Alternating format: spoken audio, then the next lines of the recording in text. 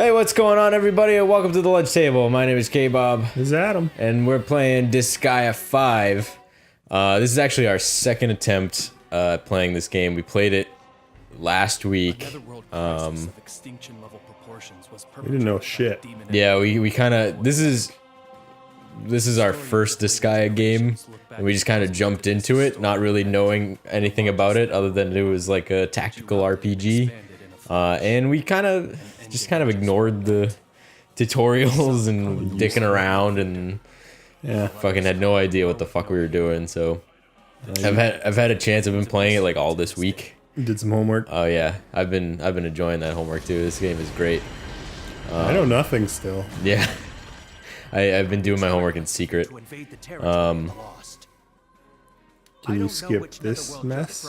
Well, it's good for people that want to know. I hit. What's great about this game is that you can you hit Y and it turns on auto dialogue. So instead of having to like wait for the person to stop talking and then you click A and it goes on to the next thing, it's just gonna autoplay like a cutscene.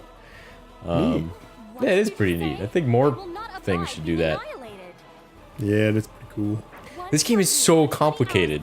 Like I don't know what the fuck we were thinking, like just kind of jumping in and like winging it, because oh my god, there's just so fucking much to this game. Yeah, it seemed pretty brutal. Like you said, I've never played any of these, but it's cute enough to make it seem like an easy game. Like, oh, it's a little Japanese adventure, it's so weird, it's crazy. But then, yeah, the mechanics, you stack people and you huck people and... Yeah, so this game is like a huge emphasis on positioning your units on top of each other. You said units. Units. Positioning your eunuchs on top of each other. And throwing them into combat or like throwing them out of situations. It's really interesting. Like it's really deep in terms of its gameplay. Well, there's 5 of them, so it must be doing something right. Yeah, I had to talk to Ed about it after our session last week. I'm like, you played the Disgaea games, right? And he's like, yeah, and I was like, this is so confusing. And he said he had to sit there with Disgaea. I think it's called D2. Which I think is the first Disgaea game. Oh. Or maybe it is the second one. I can't remember. but he was talking about playing the first one, and he said he sat there and he binged the game for like 10 hours just to understand the game. Sure. You did it. I can make all the same jokes again because nobody heard them. Oh yeah, that's right. So. We did say some stuff. I don't remember any of it because...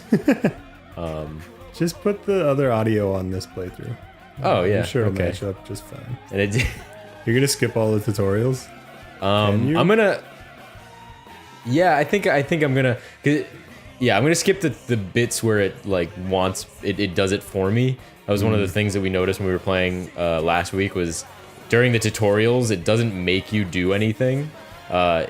It'll be like, here, this is how you do combat, and this is how you throw people, but it'll just do it for you. I think that's a horrible way to learn. Yeah. Fucking, I had professors in college who was like, who would just be like, do this, now do this, now do this. I'm like, well, why am I doing it? And they're like, well, just listen to what I have to say, and you'll know the stuff. It's like, no, fucking. Did you read the chapter? No, of course, I didn't read the chapter. You'd know if you read the chapter. Oh, dude. I had a professor fucking go rip shit because I think he asked either me or Nick a question that was part of like the reading, and Nick didn't know it or I didn't know it. And he's like, oh, really disappointed that you didn't do the reading. And then he went to somebody else in the class and they're like, now you tell me this thing, and they didn't know it either. Oh no. He was like, all right, now who actually did it? And nobody raised their hands, nobody had read it. And he got so fucking rip shit. It's really brutal. I had one of those moments, but I think it was the teacher's fault in my Japanese class in high school. because the lady was super sweet, so we often didn't do homework, and she was never really that angry about it because stereotypes. She's like super suppresses her emotions and sweet, and there was like we had to research provinces, and like each kid had a different province in Japan, and absolutely no one did it at all. And we were like, no, we never got this. And she's like, you had these assignments, and she's like clearly just boiling inside.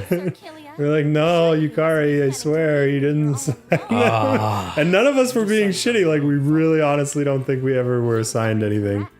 But it could have been that we were so shitty to her that we just weren't paying attention. And that we just were bad. Did she sit down and just have like 1,000-yard stare and contemplate her decisions in life? Yeah, I think she hated us. Oh. I hope she hated us. I had a few. My middle school class were like the biggest shits. Like I remember a couple of classes where the teachers ran out of the room crying. Oh no, that's brutal. And I remember one of the science teachers, one of our science teachers, heard about the teacher running out of her classroom crying. She was a math teacher. Yeah. And he looked at us and he was like, he said the thing that I just said. He's like, "You're the worst class." He's like, "The people before you were never this bad, and the people after you are nowhere near as bad. You are literally the worst." That's awesome. Oh, you gotta play the game again. Oh yeah. Gross. So we're in the hub world. She's gonna say a bunch of story stuff to explain what this place is, but essentially, That's the thing we didn't look up last time. The hospital. We had people dead and we didn't know. Yeah, we running around. We're like, why can't I use this lady? And it's like, oh yeah, it's because we're supposed to fucking heal her after the fucking battle's end. Yeah, so the game works based on like maps, and like you go and you talk to this guy over here, and he'll take you, and you get to select a map and talk to this lady. She'll say a bunch of stuff. The in-world, like the hub world cutscenes happen in these little like I don't even know what you'd call them. They're like these weird like little these little card conversations. They're basically they're meaningless for the most part. I think I've only had to do one of these to do like a special quest that like opened up another option for the world, but other than that they're like pretty meaningless. The story's really weird.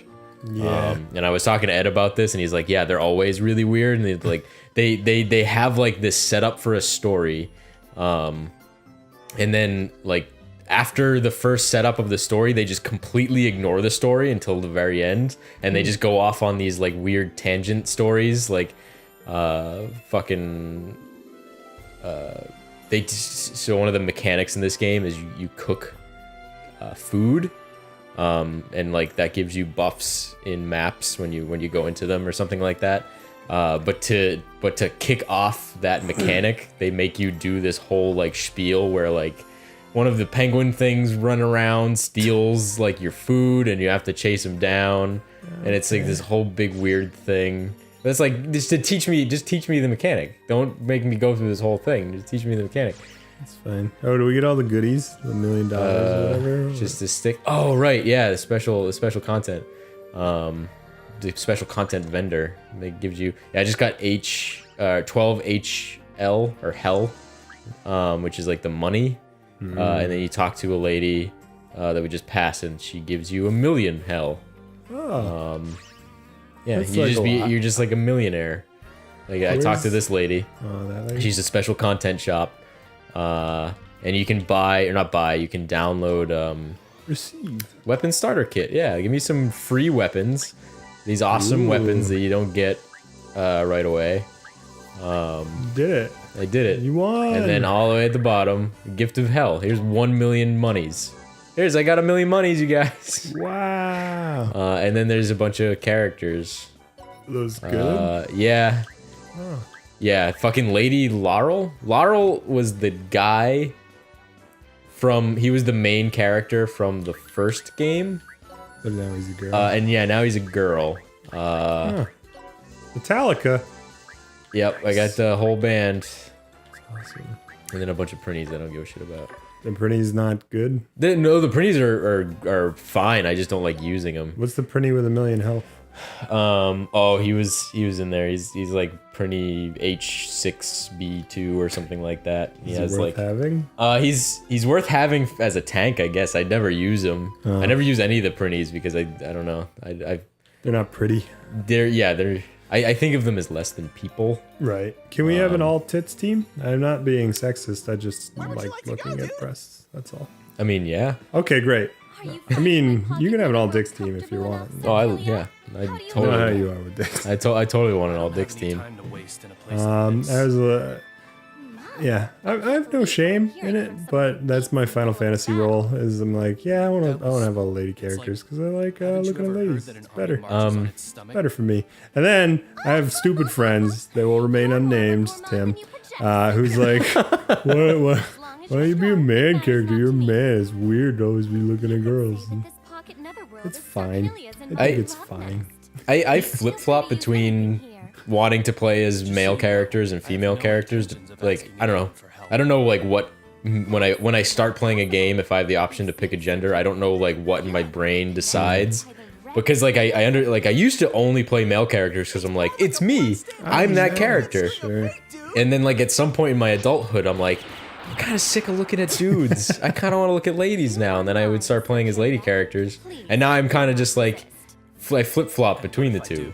Yeah. Which is why I really liked Sunset Overdrive. Because it didn't give a shit. Like, you could start the game as I started the game as a dude, and then 5 minutes in, I'm like, I'm going to be a lady. And you just go talk to a dude, and he's like, hey, you want to change your gender? And I'm like, yeah, I do. Yeah. And I changed to a lady, and I played like most of the game as a lady, and then towards the end, I'm like, I want to be a dude again, and then I changed back to a dude, and it cares not. None of the characters make mention of it. It's just like, yeah, you're just a guy now. You've always been a guy, I guess. Sure. That's pretty cool. I think it's, for me, is whichever one looks cooler. And most, I guess, games that are developed by men make the women characters look cooler. In a sense, the word cool. Yeah. But there are often times when I want to play like, oh, I'm a big burly warrior and I got the shoulder pads and like World of Warcraft. I like my WoW characters to be men usually, especially if it's like a warrior class. I'm like, yeah, I'm a big man. Look at me. But if I'm like a hunter, I'm like, yeah, I want to be a lady hunter. Yeah, especially, I mean, in World of Warcraft specifically, because that's really the MMO that I've put the most time into. But it really depended on what kind of character I was making. Like, if it was a human character, or like a humans or elves, or gnomes, or orcs, I would usually pick female. Because yeah. Alright, orcs was 50-50. Because I really like how the orcs look in World of Warcraft. Tauren had to be male. Tauren had to be male. I always thought that the female Taurens in Vanilla WoW, they were ugly as shit, and they had like 3 options. It's like the Tauren in Vanilla WoW, the male Tauren, they had all these options that all looked so cool. Yeah. And then all the female Tauren, they had like 3 options, and they all kind of looked goofy and stupid. And then they came out with, they updated the graphics for World of Warcraft, and it was like, oh yeah, they added more options, but they're still really stupid and goofy looking. Because it's, I don't know, they must have, there was no cohesion between the male design and the female design. It was like, the male design fit within the rest of the aesthetic of World of Warcraft, and then the female design. Female Tauren were like, oh shit, we spend 90% of our time on male, and we gotta fit a female option in. I also feel that way about the female Worgen when they came out with those. Those were pretty dumb. Like the males looked really cool, and like they were sinister, and like they looked like badass, and then the female Worgen were just like cartoony. Yeah. They were completely different. Like they had the big eyes and like these weird I don't know. It was just weird. Are you telling me to do manual labor? I think it should just be whatever makes me happy, and that's why I hate the new Mass Effect. Oh yeah. It's Talk about it. We should talk about Mass Effect next time, I think. Is it time? Is it time? Oh yeah, it's probably time. It's been like 15 minutes, and it's been 15 minutes and zero gameplay. Oh yeah, this is that game. Welcome to Disgaea. Yeah, and this is what we found out last week. Was like we looked at the clock, and it was like 20 minutes in, and we had yet to actually touch the controller outside of the hub world. Yeah. I'm gonna be sorry. So we'll finish this cutscene. It'll bring us to the actual game, and then we'll cut. In the next episode, we'll have like actual gameplay. In that case, I'll strip everything of I do want to talk about Mass Effect. I'm really upset at Mass Effect. Go see our Mass Effect playthrough for how upsetting it is. All right, yeah. So we're gonna go on to another episode. The next episode is actually gonna have gameplay. Sorry that this one's mostly just cutscenes and talking and stuff, but this game is great. You're gonna see how great it is next time. So see you later, everybody. Bye.